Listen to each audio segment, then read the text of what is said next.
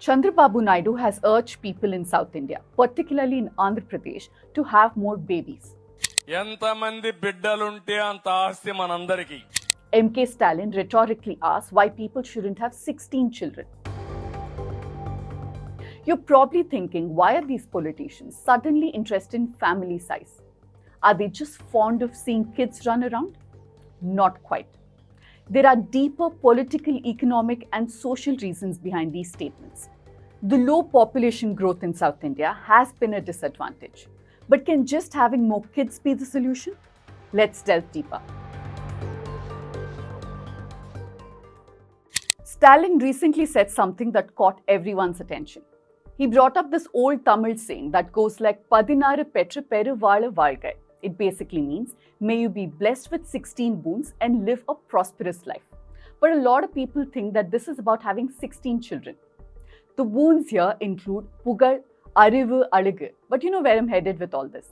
To run a news organization, one needs pun, that's money. And we don't take the route of asking funds from political parties or big corporates. Instead, you be the one who funds us.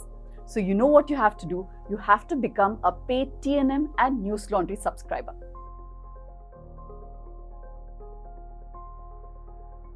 By the way, many of you write to me regularly with your views, your suggestions, and it's great to know what you're thinking. Do write to me with anything that you have to say to me at pooja@thenewsminute.com. Now back to Stalin. He said that the Tamil saying is often mistaken as advice to have 16 children. He then added that redrawing of constituencies through delimitation is making us reconsider the idea of having fewer children. ஆனால் இன்னைக்கு நாடாளுமன்ற தொகுதியெல்லாம் குறையும் என்ற நிலை வருகிற போது ஏன் அளவோடு பெற்று வளமோடு வாழ வேண்டும் என்று ஒரு நாம 16 குழந்தைகளை பெற்றுக்கொள்ளலாமே என்று சொல்லக்கூடிய நிலை இன்றைக்கு உணர்வு வந்திருக்கிறது. This is at the heart of Stalin and Naidu's assertion, delimitation. Lok Sabha seats are allocated based on the population. The current Lok Sabha strength is based on 1971 census and it's not been revised for over 50 years. If a revision takes place, and one is scheduled for 2026, it'll be based on the next census. One estimate is that the total Lok Sabha seats, if it's based on population, will increase from 543 to 846. And here's where it all gets tricky. If seats are redrawn like this, Hindi belt states could gain around 194 more MPs because their population has grown a lot, especially in states like Uttar Pradesh and Bihar. But southern states, which have done a good job in population control, might get only 26 more MPs. Like I said earlier, this is just an estimate. The southern states have successfully controlled their population through accessible education, particularly for women, along with better healthcare and effective family planning. Tamil Nadu has brought down its total fertility rate to 1.4. It was 3.9 in 1971. By 2035, it will be the first Indian state to stabilize its population.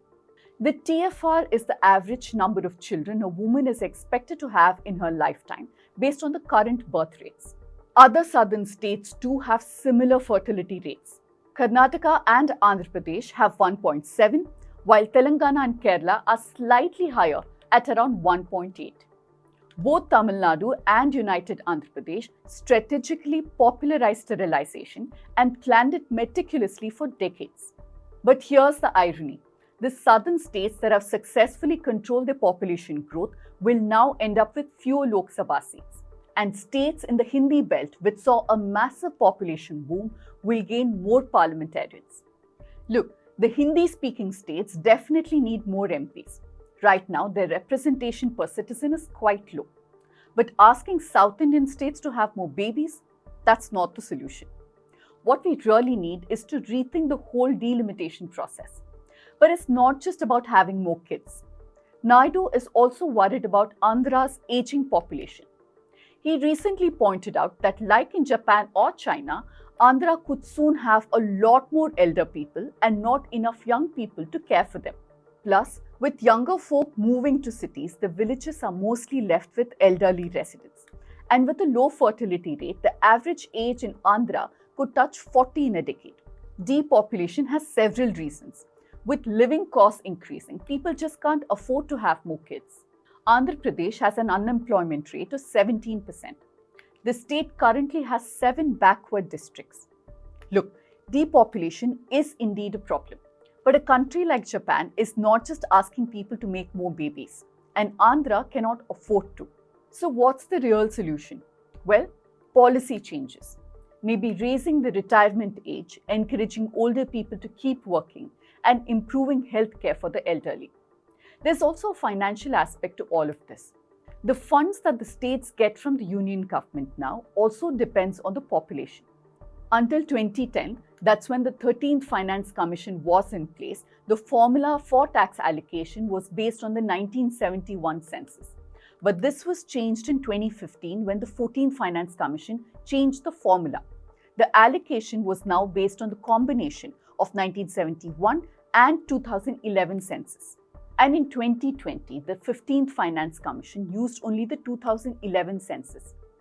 This shift benefited states with higher population growth like Bihar, Jharkhand, and Uttar Pradesh, while reducing the share for states with better population control, such as those in the south. Naidu and others do have a valid concern. They've controlled their population, but now stand to lose out because of it. What we need to do is look at different solutions, like counting interstate migrants properly, or even giving more power to states to balance things out. Policymakers have to think radically. How are we going to count interstate migrants? How can centralization of power be reduced? Can more rights be given to states to address the inequality? Some experts even suggest reforming the Rajya Sabha, kind of like the US Senate, where every state gets 2 representatives, irrespective of the population. This way, the southern states won't lose out in parliament when the Lok Sabha is expanded. At the end of the day, it's not just about babies or population numbers. It's about making sure the political system is fair to everyone. And since Chandrababu Naidu is part of the ruling coalition, maybe he can push for some of these reforms. That's it from me for this week. Next week, I'll be traveling to Maharashtra to cover the elections there along with Shivani Kava. My colleagues from Newslaundry, Manisha Pandey, Tanisha and Prateek have already finished one entire round of reporting from the ground. Sudeepto, by the way, will be going to Jharkhand to bring you ground voices.